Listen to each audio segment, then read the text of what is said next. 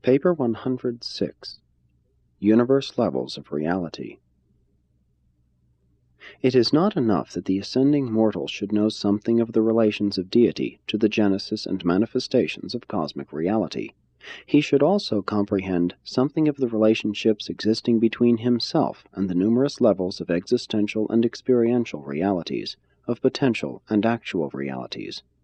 Man's terrestrial orientation, his cosmic insight, and his spiritual directionization are all enhanced by a better comprehension of universe realities and their techniques of interassociation, integration, and unification. The present grand universe and the emerging master universe are made up of many forms and phases of reality which, in turn, are existent on several levels of functional activity. These manifold existence and latence have been previously suggested in these papers, and they are now grouped for conceptual convenience in the following categories. 1. Incomplete finites. This is the present status of the ascending creatures of the grand universe, the present status of Urantia mortals. This level embraces creature existence from the planetary human up to, but not including, destiny attainers. It pertains to universes from early physical beginnings up to, but not including, settlement in light and life.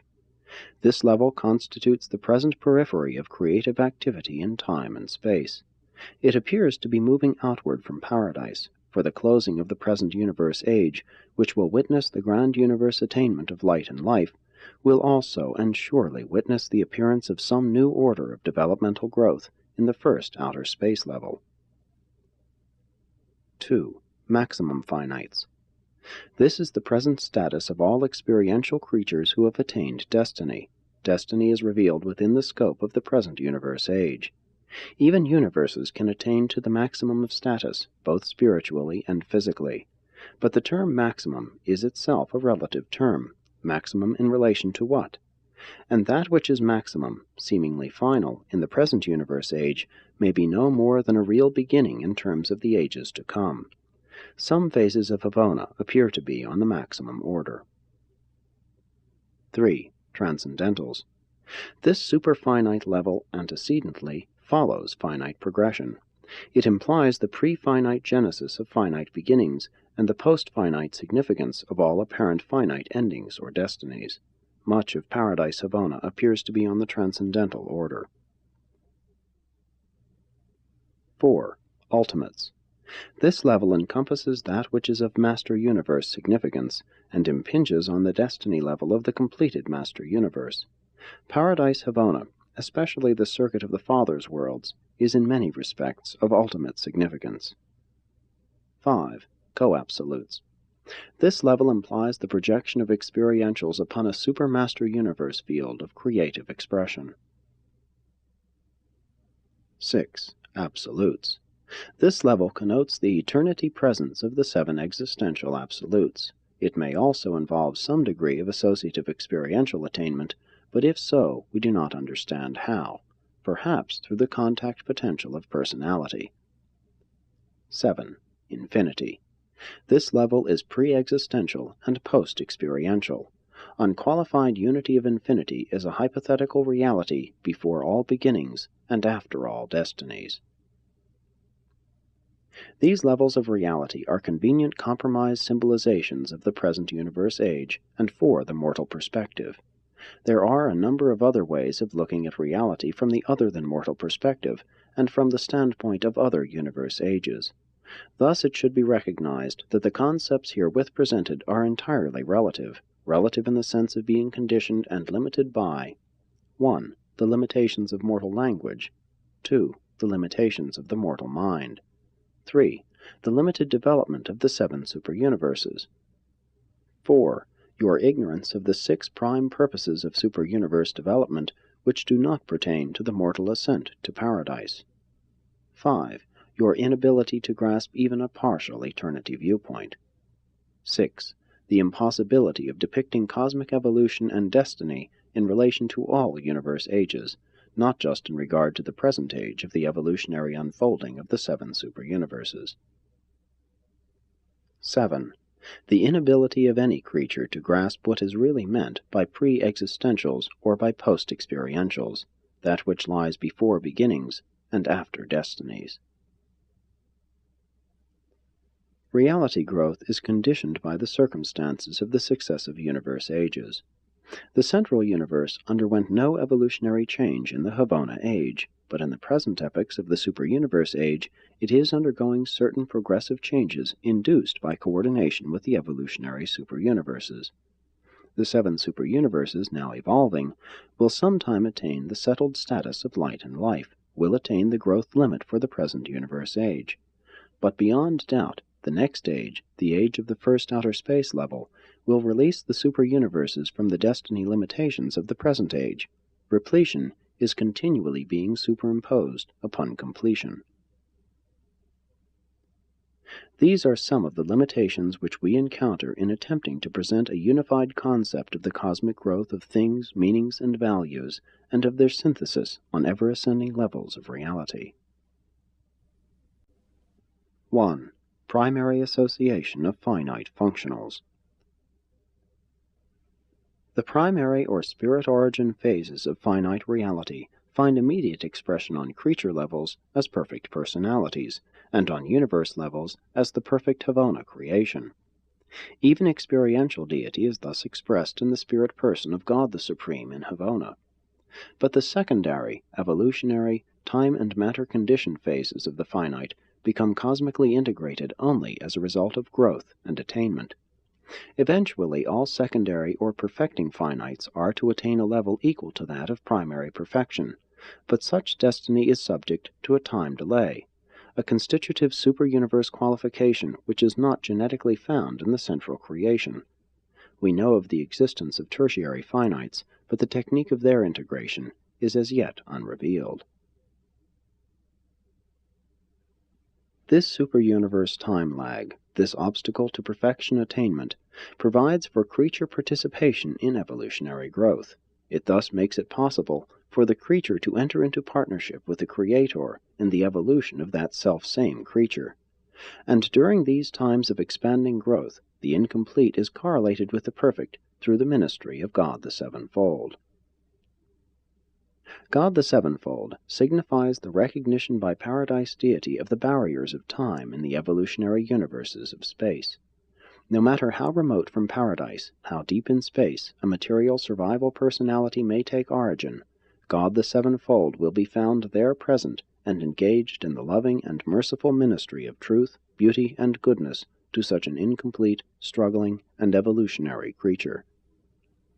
The divinity ministry of the Sevenfold reaches inward through the Eternal Son to the Paradise Father, and outward through the Ancients of Days to the Universe Fathers, the Creator Sons.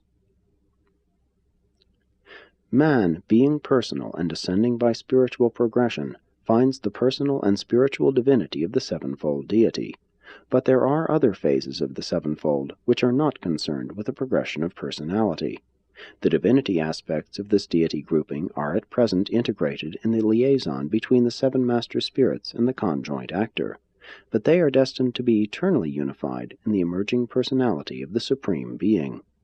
The other phases of the Sevenfold deity are variously integrated in the present universe age, but all are likewise destined to be unified in the Supreme. The Sevenfold in all phases is the source of the relative unity of the functional reality of the present grand universe.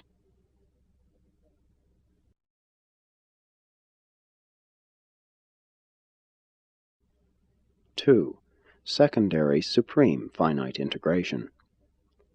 As God the Sevenfold functionally coordinates finite evolution, so does the Supreme Being eventually synthesize destiny attainment. The Supreme Being is the destiny culmination of grand universe evolution, physical evolution around a spirit nucleus, and eventual dominance of the spirit nucleus over the encircling and whirling domains of physical evolution. And all of this takes place in accordance with the mandates of personality. Paradise personality in the highest sense, Creator personality in the universe sense, mortal personality in the human sense, Supreme personality in the culminating or experiential totaling sense. The concept of the Supreme must provide for the differential recognition of spirit person, evolutionary power, and power personality synthesis, the unification of evolutionary power with, and its dominance by, spirit personality. Spirit, in the last analysis, comes from paradise through Havona. Energy matter seemingly evolves in the depths of space and is organized as power by the children of the infinite Spirit in conjunction with the Creator sons of God. And all of this is experiential. It is a transaction in time and space involving a wide range of living beings, including even creator divinities and evolutionary creatures. The power mastery of the creator divinities in the grand universe slowly expands to encompass the evolutionary settling and stabilizing of the time-space creations, and this is the flowering of the experiential power of God the Sevenfold. It encompasses the whole gamut of divinity attainment in time and space, from the adjuster bestowals of the Universal Father to the life bestowals of the Paradise Sons. This is earned power, demonstrated power, experiential power. It stands in contrast to the eternity power, the unfathomable power, the existential power of the Paradise deities. This experiential power arising out of the divinity achievements of God the Sevenfold itself manifests the cohesive qualities of divinity by synthesizing, totalizing, as the almighty power of the attained experiential mastery of the evolving creations.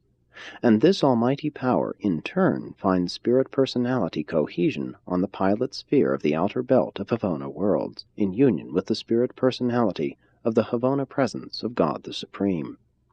Thus does experiential deity culminate the long evolutionary struggle by investing the power product of time and space with the spirit presence and divine personality resident in the central creation. Thus does the Supreme Being eventually attain to the embrace of all of everything evolving in time and space, while investing these qualities with spirit personality. Since creatures, even mortals, are personality participants in this majestic transaction, so do they certainly attain the capacity to know the Supreme and to perceive the Supreme as true children of such an evolutionary deity. Michael of Nebadon is like the Paradise Father because he shares his paradise perfection. So will evolutionary mortals sometime attain to kinship with the experiential Supreme, for they will truly share his evolutionary perfection. God the Supreme is experiential, therefore is he completely experienceable. The existential realities of the seven absolutes are not perceivable by the technique of experience. Only the personality realities of the Father, Son, and Spirit can be grasped by the personality of the finite creature in the prayer-worship attitude. Within the completed power-personality synthesis of the Supreme Being, there will be associated all of the absoluteness of the several triodities which could be so associated, and this majestic personality of evolution will be experientially attainable and understandable by all finite personalities. When ascenders attain the postulated seventh stage of spirit existence, they will therein experience the realization of a new meaning value of the absoluteness and infinity of the triodities, as such is revealed on sub-absolute levels in the Supreme Being, who is experienceable. But the attainment of these stages of maximum development will probably await the coordinate settling of the entire grand universe in light and life.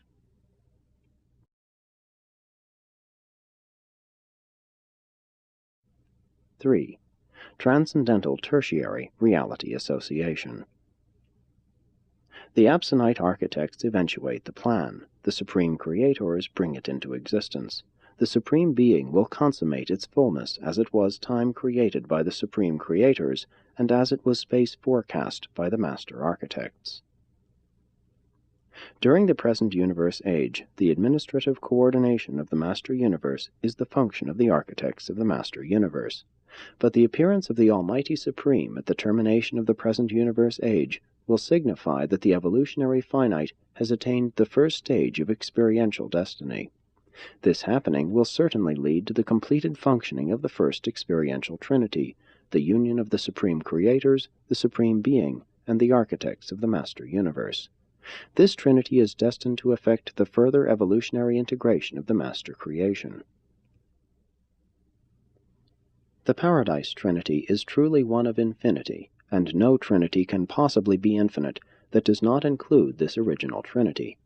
But the original Trinity is an eventuality of the exclusive association of absolute deities. Sub-absolute beings had nothing to do with this primal association.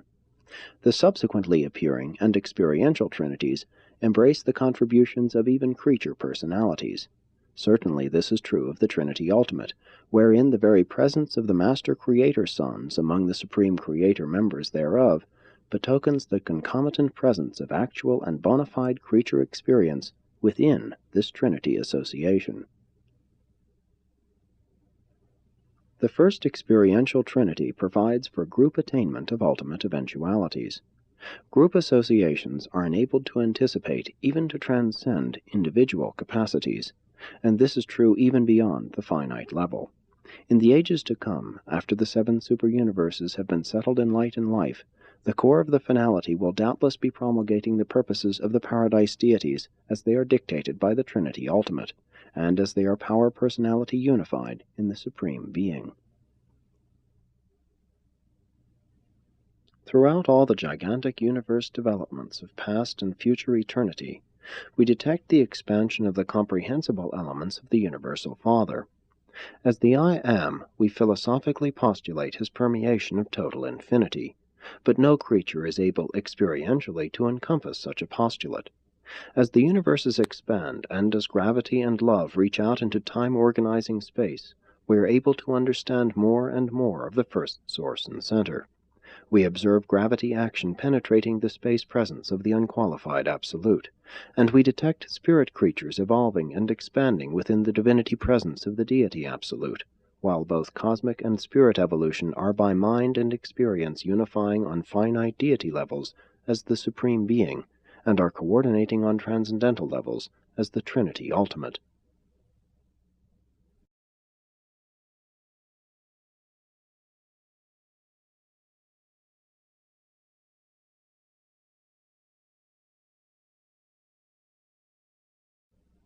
(4) Ultimate Quartan Integration. The Paradise Trinity certainly coordinates in the ultimate sense, but functions in this respect as a self-qualified absolute. The experiential Trinity Ultimate coordinates the transcendental as a transcendental. In the eternal future, this experiential Trinity will, through augmenting unity, further activate the eventuating presence of ultimate deity. While the Trinity Ultimate is destined to coordinate the master creation, God the Ultimate is the transcendental power personalization of the directionization of the entire master universe. The completed eventuation of the Ultimate implies the completion of the master creation and connotes the full emergence of this transcendental deity. What changes will be inaugurated by the full emergence of the Ultimate, we do not know. But as the Supreme is now spiritually and personally present in Havona, so also is the Ultimate there present, but in the absonite and superpersonal sense. And you have been informed of the existence of the qualified vicegerents of the Ultimate, though you have not been informed of their present whereabouts or function. But irrespective of the administrative repercussions attendant upon the emergence of ultimate deity, the personal values of this transcendental divinity will be experienceable by all personalities who have been participants in the actualization of this deity level. Transcendence of the finite can lead only to ultimate attainment. God the Ultimate exists in transcendence of time and space, but is nonetheless sub-absolute, notwithstanding inherent capacity for functional association with absolutes.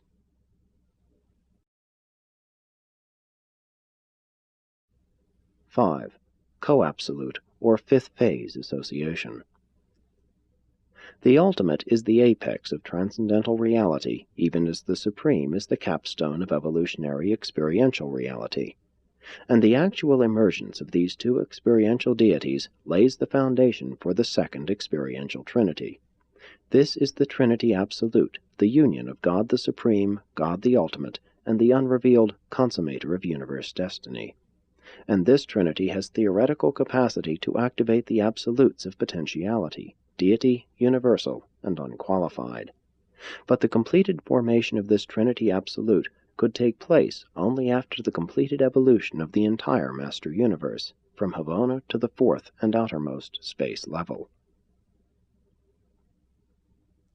It should be made clear that these experiential trinities are correlative, not only of personality qualities of experiential divinity, but also of the other-than-personal qualities which characterize their attained deity unity. While this presentation deals primarily with the personal phases of the unification of the cosmos, it is nonetheless true that the impersonal aspects of the universe of universes are likewise destined to undergo unification, as is illustrated by the power-personality synthesis now going on in connection with the evolution of the Supreme Being. The spirit-personal qualities of the Supreme are inseparable from the power prerogatives of the Almighty, and both are complemented by the unknown potential of Supreme Mind. Neither can God the Ultimate as a person be considered apart from the other-than-personal aspects of ultimate deity, and on the absolute level, the deity and the unqualified absolutes are inseparable and indistinguishable in the presence of the universal absolute. Trinities are, in and of themselves, not personal, but neither do they contravene personality. Rather do they encompass it and correlate it, in a collective sense, with impersonal functions. Trinities are, then, always deity reality, but never personality reality.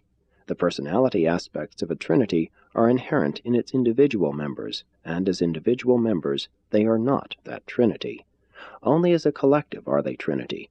That is trinity. But always is trinity inclusive of all-encompassed deity. Trinity is deity unity.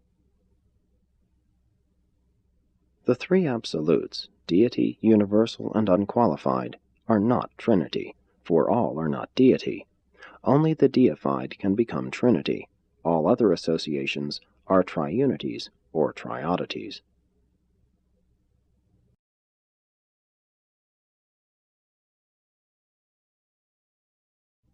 6. Absolute or sixth phase integration. The present potential of the master universe is hardly absolute, though it may well be near ultimate, and we deem it impossible to achieve the full revelation of absolute meaning values within the scope of a sub-absolute cosmos. We therefore encounter considerable difficulty in attempting to conceive of a total expression of the limitless possibilities of the three absolutes, or even in attempting to visualize the experiential personalization of God the Absolute on the now impersonal level of the deity absolute. The space stage of the master universe seems to be adequate for the actualization of the Supreme Being, for the formation and full function of the Trinity Ultimate, for the eventuation of God the Ultimate, and even for the inception of the Trinity Absolute. But our concepts regarding the full function of this second experiential Trinity seem to imply something beyond even the wide-spreading master universe. If we assume a cosmos infinite, some illimitable cosmos on beyond the master universe, and if we conceive that the final developments of the absolute Trinity will take place out on such a super-ultimate stage of action, then it becomes possible to conjecture that the completed function of the Trinity Absolute will achieve final expression in the creations of infinity and will consummate the absolute actualization of all potentials. The integration and association of ever-enlarging segments of reality will approach absoluteness of status proportional to the inclusion of all reality within the segments thus associated. Stated otherwise, the Trinity Absolute, as its name implies, is really absolute in total function. We do not know how an absolute function can achieve total expression on a qualified, limited, or otherwise restricted basis. Hence, we must assume that any such totality function will be unconditioned in potential. And it would also appear that the unconditioned would also be unlimited, at least from a qualitative standpoint, though we are not so sure regarding quantitative relationships. Of this, however, we are certain. While the existential Paradise Trinity is infinite, and while the experiential Trinity Ultimate is sub-infinite, the Trinity Absolute is not so easy to classify.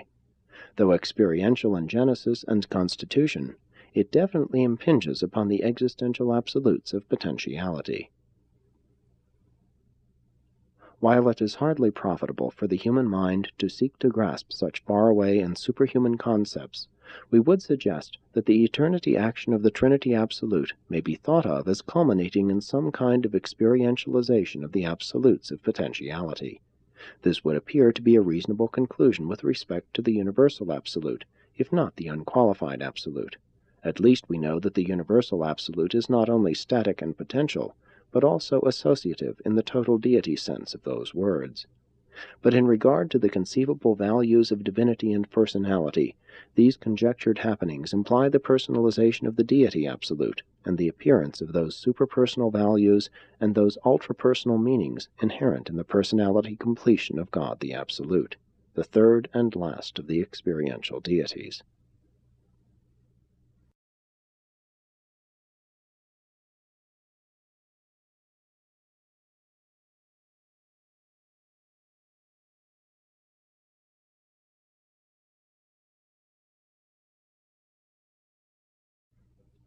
(7) Finality of destiny. Some of the difficulties in forming concepts of infinite reality integration are inherent in the fact that all such ideas embrace something of the finality of universal development, some kind of an experiential realization of all that could ever be. And it is inconceivable that quantitative infinity could ever be completely realized in finality. Always there must remain unexplored possibilities in the three potential absolutes, which no quantity of experiential development could ever exhaust. Eternity itself, though absolute, is not more than absolute. Even a tentative concept of final integration is inseparable from the fruitions of unqualified eternity, and is, therefore, practically non-realizable at any conceivable future time. Destiny is established by the volitional act of the deities who constitute the Paradise Trinity. Destiny is established in the vastness of the three great potentials, whose absoluteness encompasses the possibilities of all future development. Destiny is probably consummated by the act of the consummator of universe destiny, and this act is probably involved with the supreme and the ultimate in the Trinity Absolute. Any experiential destiny can be at least partially comprehended by experiencing creatures, but a destiny which impinges on infinite existentials is hardly comprehensible. Finality destiny is an existential experiential attainment which appears to involve the deity absolute. But the deity absolute stands in eternity relationship with the unqualified absolute by virtue of the universal absolute. And these three absolutes, experiential and possibility, are actually existential and more, being limitless, timeless, spaceless, boundless, and measureless, truly infinite.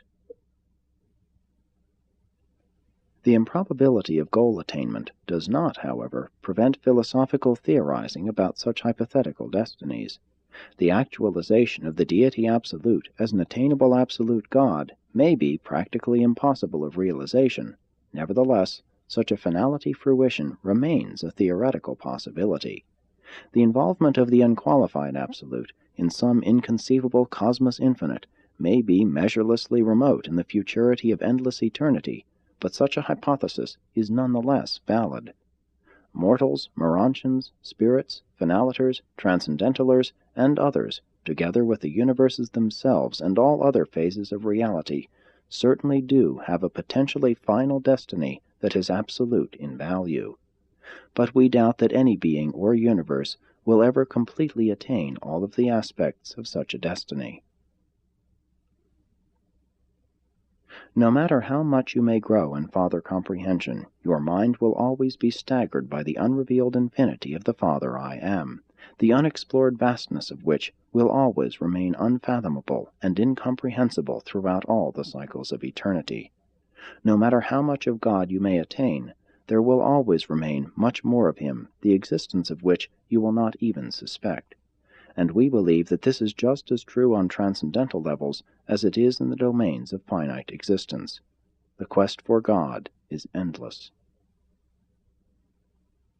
Such inability to attain God in a final sense should in no manner discourage universe creatures. Indeed, you can and do attain deity levels of the sevenfold, the supreme, and the ultimate, which mean to you what the infinite realization of God the Father means to the eternal Son and to the conjoint actor in their absolute status of eternity existence.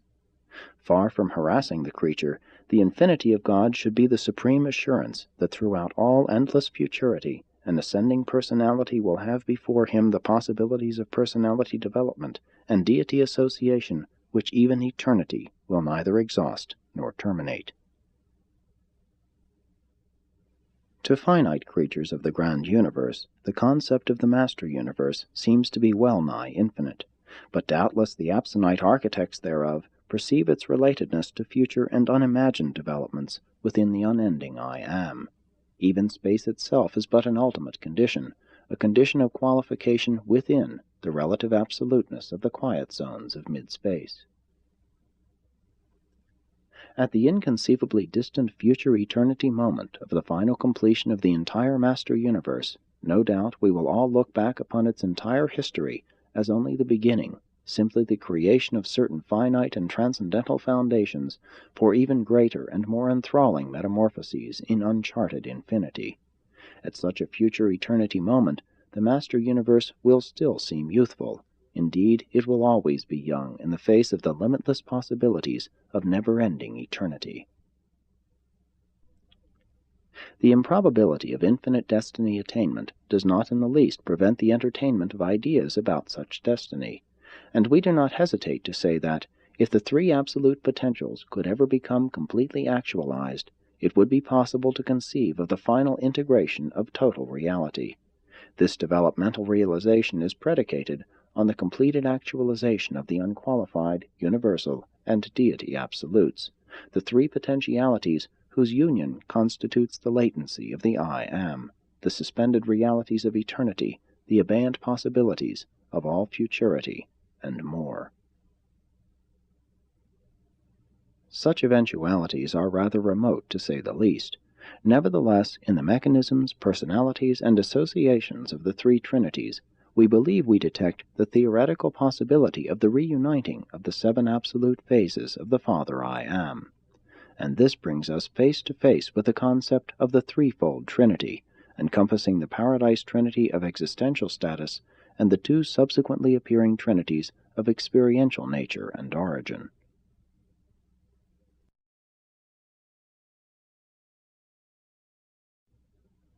(8) The Trinity of Trinities. The nature of the Trinity of Trinities is difficult to portray to the human mind. It is the actual summation of the entirety of experiential infinity, as such is manifested in a theoretical infinity of eternity realization.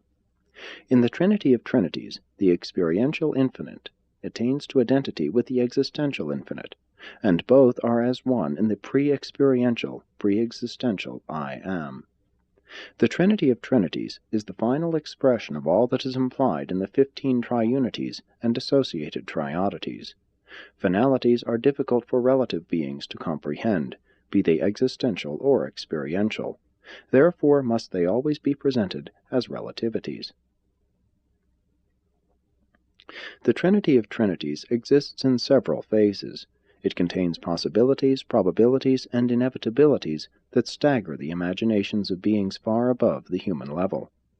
It has implications that are probably unsuspected by the celestial philosophers, for its implications are in the triunities, and the triunities are, in the last analysis, unfathomable.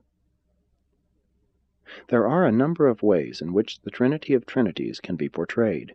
We elect to present the three-level concept, which is as follows. 1. The level of the three trinities. 2. The level of experiential deity. 3. The level of the I Am. These are levels of increasing unification. Actually, the Trinity of Trinities is the first level, while the second and third levels are unification derivatives of the first. The first level. On this initial level of association, it is believed that the three trinities function as perfectly synchronized, though distinct, groupings of deity personalities. 1. The Paradise Trinity, the association of the three Paradise deities, Father, Son, and Spirit. It should be remembered that the Paradise Trinity implies a threefold function, an absolute function, a transcendental function, Trinity of Ultimacy, and a finite function, Trinity of Supremacy. The Paradise Trinity is any and all of these at any and all times. 2. The Ultimate Trinity. This is the deity association of the Supreme Creators, God the Supreme, and the architects of the Master Universe. While this is an adequate presentation of the divinity aspects of this Trinity, it should be recorded that there are other phases of this Trinity, which, however, appear to be perfectly coordinating with the divinity aspects. 3. The Absolute Trinity. This is the grouping of God the Supreme, God the Ultimate, and the Consummator of universe destiny in regard to all divinity values. Certain other phases of this triune grouping have to do with other than divinity values in the expanding cosmos, but these are unifying with the divinity phases, just as the power and the personality aspects of the experiential deities are now in process of experiential synthesis. The association of these three trinities in the Trinity of Trinities provides for a possible unlimited integration of reality. This grouping contains causes, intermediates, and finals, inceptors, realizers, and consummators, beginnings, existences, and destinies. The Father-Son partnership has become Son-Spirit, and then Spirit Supreme, and on to Supreme Ultimate and Ultimate Absolute, even to Absolute and Father Infinite, the completion of the cycle of reality. Likewise, in other phases not so immediately concerned with divinity and personality, does the first great source and center self-realize the limitlessness of reality around the circle of eternity, from the absoluteness of self-existence through the endlessness of self-revelation to the finality of self-realization, from the absolute of existentials to the finality of experientials. The second level. The coordination of the three trinities inevitably involves the associative union of the experiential deities, who are genetically associated with these trinities. The nature of this second level has been sometimes presented as 1. The Supreme. This is the deity consequence of the unity of the Paradise Trinity in experiential liaison with the creator-creative children of the Paradise deities. The Supreme is the deity embodiment of the completion of the first stage of finite evolution. 2. The Ultimate. This is the deity consequence of the eventuated unity of the second Trinity, the transcendental and absonite personification of divinity. The Ultimate consists in a variably regarded unity of many qualities, and the human conception thereof would do well to include at least those phases of ultimacy which are control-directing, personally experienceable, and tensionally unifying. But there are many other unrevealed aspects of the eventuated deity. While the Ultimate and the Supreme are comparable, they are not identical. Neither is the Ultimate merely an amplification of the Supreme. 3. The Absolute. There are many theories held as to the character of the third member of the second level of the Trinity of Trinities. God the Absolute is undoubtedly involved in this association as the personality consequence of the final function of the Trinity Absolute. Yet the Deity Absolute is an existential reality of eternity status. The concept difficulty regarding this third member is inherent in the fact that the presupposition of such a membership really implies just one Absolute. Theoretically, if such an event could take place, we should witness the experiential unification of the three Absolutes as one, and we are taught that, in infinity and existentially, there is one Absolute.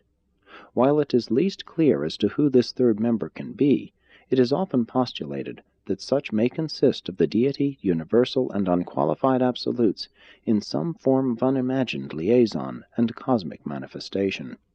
Certainly the Trinity of Trinities could hardly attain to complete function short of the full unification of the three absolutes, and the three absolutes can hardly be unified short of the complete realization of all infinite potentials. It will probably represent a minimum distortion of truth if the third member of the Trinity of Trinities is conceived as the universal absolute, provided this conception envisions the universal not only as static and potential, but also as associative. But we still do not perceive the relationship to the creative and evolutional aspects of the function of total deity. Though a completed concept of the Trinity of Trinities is difficult to form, a qualified concept is not so difficult. If the second level of the Trinity of Trinities is conceived as essentially personal, it becomes quite possible to postulate the union of God the Supreme, God the Ultimate, and God the Absolute as the personal repercussion of the union of the personal Trinities who are ancestral to these experiential deities. We venture the opinion that these three experiential deities will certainly unify on the second level as the direct consequence of the growing unity of their ancestral and causative trinities who constitute the first level. The first level consists of three trinities. The second level exists as the personality association of experiential evolved, experiential eventuated, and experiential existential deity personalities. And regardless of any conceptual difficulty in understanding the complete Trinity of Trinities, the personal association of these three deities on the second level has become manifest to our own universe age in the phenomenon of the deitization of Majeston, who was actualized on this second level by the deity absolute, acting through the ultimate and in response to the initial creative mandate of the Supreme Being. The third level. In an unqualified hypothesis of the second level of the Trinity of Trinities, there is embraced the correlation of every phase of every kind of reality that is, or was, or could be in the entirety of infinity. The Supreme Being is not only spirit, but also mind and power and experience. The ultimate is all this and much more, while in the conjoined concept of the oneness of the deity, universal and unqualified absolutes, there is included the absolute finality of all reality realization. In the union of the supreme, ultimate, and the complete absolute, there could occur the functional reassembly of those aspects of infinity which were originally segmentalized by the I Am, and which resulted in the appearance of the seven absolutes of infinity. Though the universe philosophers deem this to be a most remote probability, still we often ask this question. If the second level of the Trinity of Trinities could ever achieve Trinity unity, what then would transpire as a consequence of such deity unity? We do not know, but we are confident that it would lead directly to the realization of the I Am as an experiential attainable. From the standpoint of personal beings, it could mean that the unknowable I Am had become experienceable as the Father Infinite. What these absolute destinies might mean from a non-personal standpoint is another matter, and one which only eternity could possibly clarify. But as we view these remote eventualities as personal creatures, we deduce that the final destiny of all personalities is the final knowing of the universal Father of these self-same personalities. As we philosophically conceive of the I Am in past eternity, he is alone. There is none beside him. Looking forward into future eternity, we do not see that the I Am could possibly change as an existential, but we are inclined to forecast a vast experiential difference. Such a concept of the I Am implies full self-realization. It embraces that limitless galaxy of personalities who have become volitional participants in the self-revelation of the I Am, and who will remain eternally as absolute volitional parts of the totality of infinity, final sons of the Absolute Father.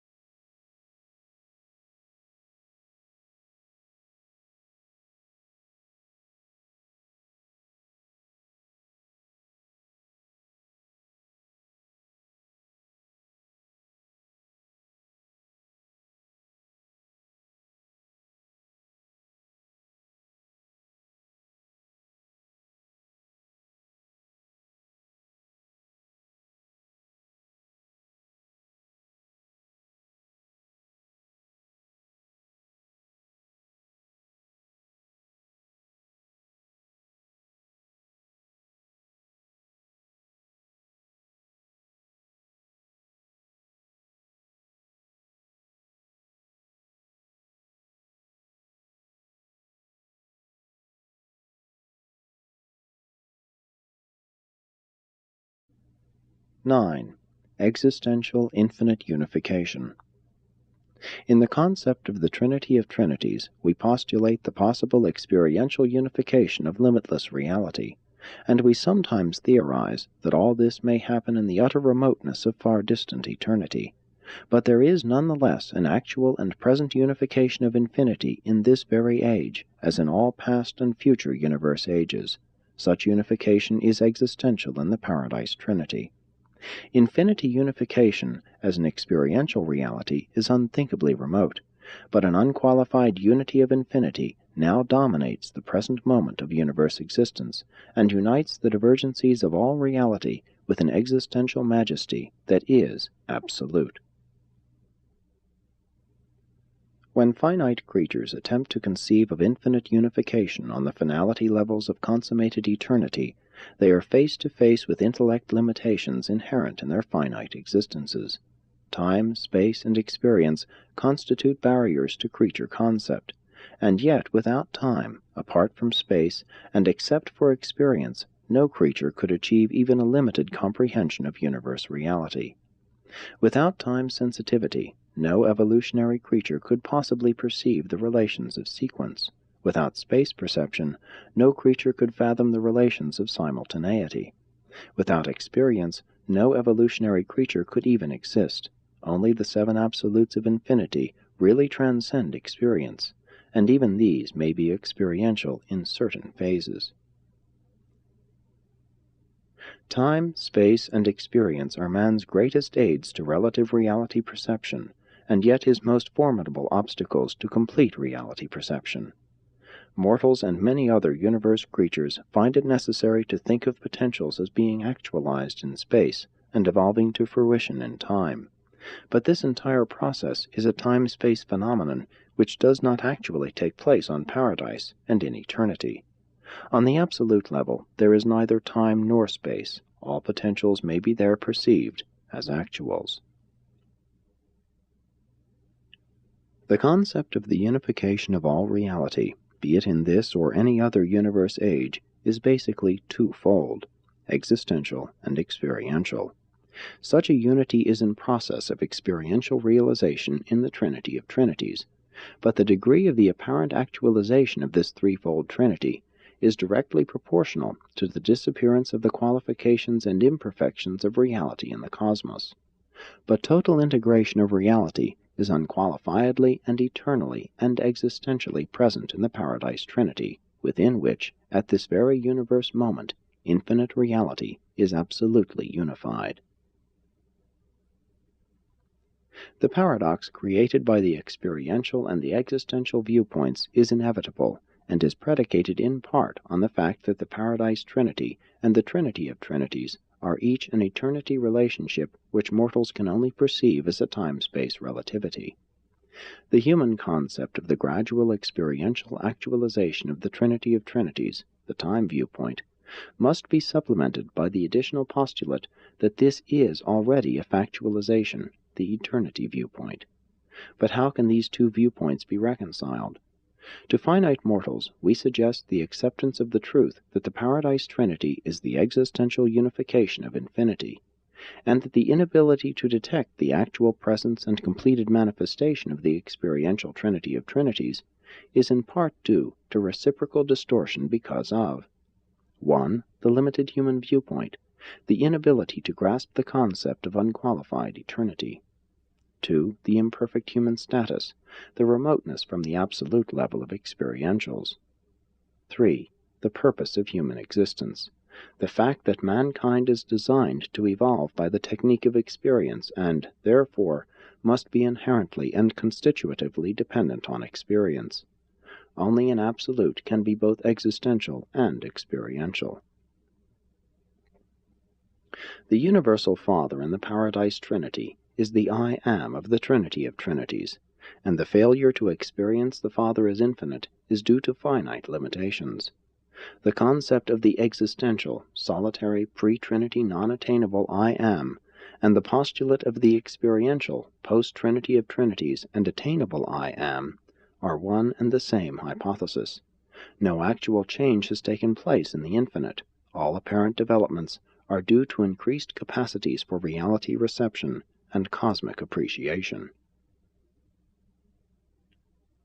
The I Am in the final analysis must exist before all existentials and after all experientials.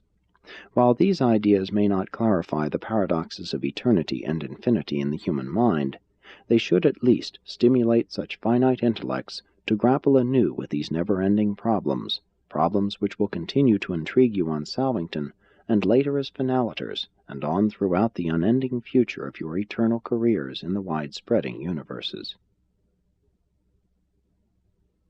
Sooner or later, all universe personalities begin to realize that the final quest of eternity is the endless exploration of infinity, the never-ending voyage of discovery into the absoluteness of the first source and center.